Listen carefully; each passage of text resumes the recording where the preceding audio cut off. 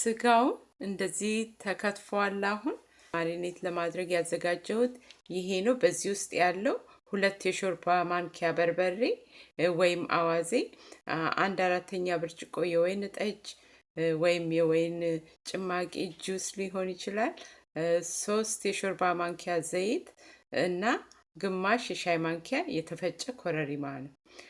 I cut the beef like this in small pieces. To marinate it, I prepare this. This has 2 tablespoons red pepper, 1/4 cup of red wine or grape juice, 3 tablespoons of olive oil, and half a teaspoon of cardamom. Now I'll put it on it. In addition to the marinating sauce, I just added 1 tablespoon of garlic and ginger mixture. It's grinded very well. አሁን የጨመርኩት የነጭ ሽንኩርትና የዝንጅብል አንድ የሾርባ ማንኪያ የሚያህል ጨምሬያለሁኝ። በተጨማሪም ደግሞ ከተፍ ያለ ጎረድ ያለ ቀይ ሽንኩርት እንደዚህ ጨምራለሁ። አንድ ሽንኩርት የሚያህል። I just added 1 red onion and I'll mix them together. Mix it. It looks like this, and at least I'll let it stay like this for a half an hour, and if it stays longer, that's fine too. እንዲህ ከቀላቀልኩት በኋላ ቢያንስ ለግማሽ ሰዓት ያህል አቆየዋለሁ። ግን የበለጠ ጊዜም ቢቆይ ምንም አይሆንም።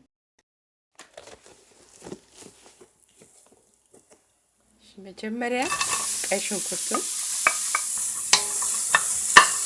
ጨምራለን። we'll put the red onion first, then oil, about 4 tablespoons of oil. ዘይት እንጨምራለን ወደ 4 ማንኪያ።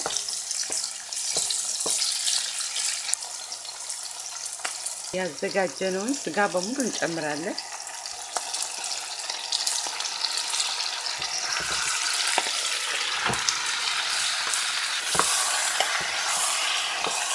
We will add all our marinated beef.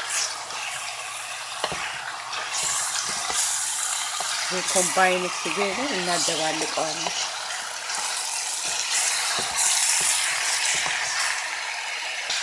It's a new year here, so I'm making a lot of food today for the family.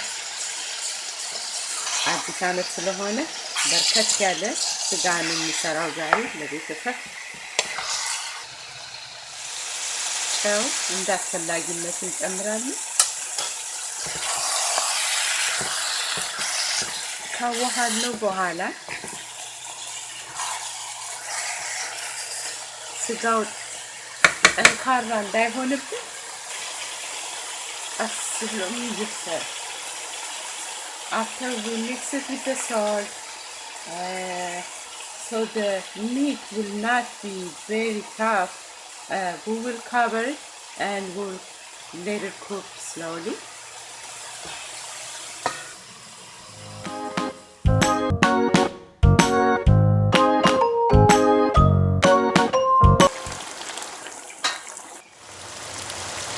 I'll add a little cardamom in it. ትንሽ የኮረሪማ ዱቄት ጨምር። እንደ 4ኛ በማንኪያ የሚያክል።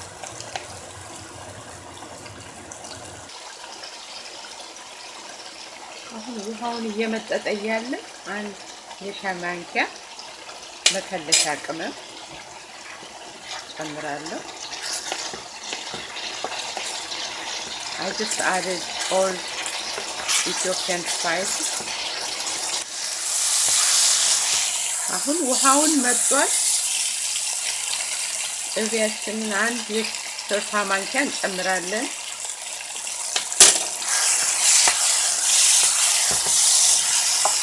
we'll add 1 tablespoon of Ethiopian spice butter, all the jalapeno pepper and the rosemary.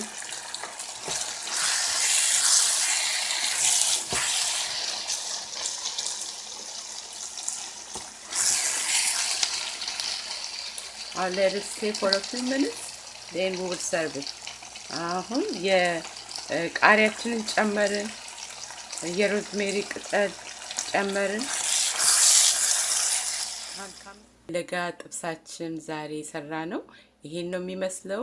በሚቀጥለው ቪዲዮ እስከምንገናኝ ደህና ቆዩኝ። Our saute beef looks like this, and thank you for watching. I'll see you on my next video. Bye bye.